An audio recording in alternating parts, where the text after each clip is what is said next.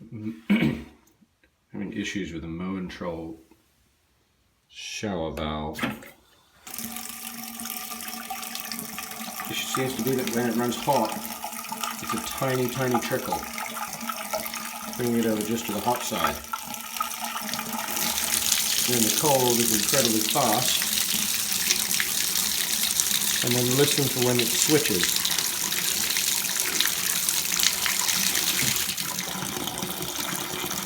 You hear that? A clunk.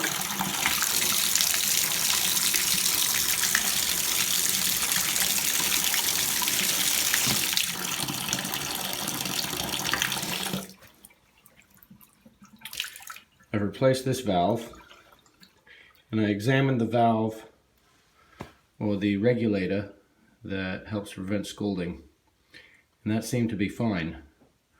So, looking for possible solutions.